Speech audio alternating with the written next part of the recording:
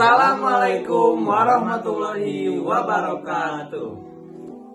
Selamat datang di video edukasi Kami.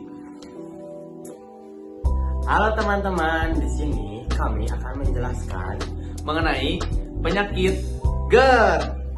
Kalian tahu nggak sih apa itu GERD? Atau mungkin kalian pernah ngalamin? apa itu GERD? Gangguan kronis ketika asam lambung mengalir kembali ke kerongkongan atau sering disebut esofagus, menyebabkan iritasi pada dinding esofagus. Terjadi saat sphincter esofagus bagian bawah atau sering disebut LES melemah atau reaksi tidak normal. Selanjutnya ada epidemiologi dari GERD. Yang pertama yaitu umum terjadi pada dewasa dan lansia. Yang kedua, prevalensinya tinggi di negara maju dan berkembang, sekitar 10-20% dari populasi. Kemudian, resikonya bisa meningkat pada obesitas dan gaya hidup tidak sehat. Selanjutnya ada etiologi atau penyebab. Penyebabnya yaitu melemahnya sphincter esofagus bawah atau sering disebut LES, produksi asam lambung berlebih, hernia hiatus, makanan berlebih atau makan sebelum tidur, obesitas, kehamilan, konsumsi obat tertentu atau yang sering disebut NSAID, anticholinergic, kalsium channel blocker, merokok, dan konsumsi alkohol dan kafein. Kemudian ada gejala klinis dari GERD.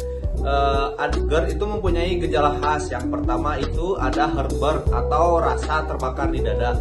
Kemudian ada nyeri dada mirip serangan jantung. Kemudian juga ada gejala tambahan seperti batuk kronis, serak terutama di pagi hari. Kemudian ada disfagia atau sulit menelan, ada mual muntah dan bau mulut.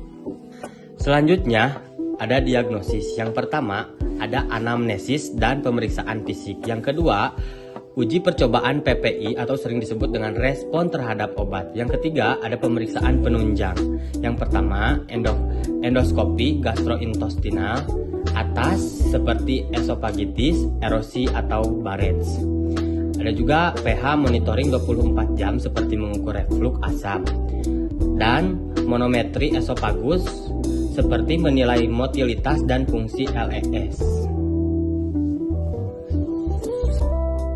Selanjutnya ada klasifikasi GERD. Yang pertama non-erosive reflux disease atau sering disebut NERD, seperti gejala tanpa kerusakan mukosa. Yang kedua ada erosive esophagitis, seperti terdapat inflamasi dan erosi mukosa. Yang terakhir ada Barrett's esophagus, seperti komplikasi jangka panjang, resiko kanker esofagus. Selanjutnya ada penata laksanaan dari penyakit GERD. Yang pertama ada modifikasi gaya hidup yang meliputi menurunkan berat badan, hindari makanan pemicu seperti gorengan, coklat, kopi, dan alkohol. Kemudian ada makan dengan porsi kecil dan hindari makan malam terlalu dekat tidur. Dan terakhir ada tidur dengan posisi kepala lebih tinggi. Kemudian terapi obat yang pertama yaitu ada antasida. Yang kedua ada golongan inhibitor seperti omeprazol dan lansoprazol. Kemudian golongan H2 blocker seperti ranitidin, famotidin, dan lain-lain. Dan yang terakhir dari golongan prokinetik ada domperidon dan metoclopramid.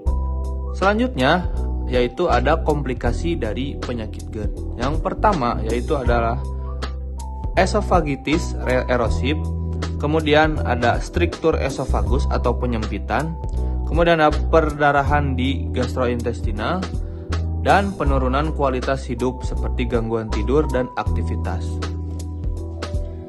Kesimpulannya, GERD adalah penyakit kronis tapi bisa dikontrol. Lalu diagnosisnya bisa ditegakkan dengan gejala khas atau pemeriksaan tambahan. Terapi utama dari penyakit GERD yaitu adalah perubahan gaya hidup yang lebih sehat, dan pencegahan komplikasi membutuhkan kontrol jangka panjang. Sekian yang dapat kami sampaikan, kurang lebihnya mohon maaf.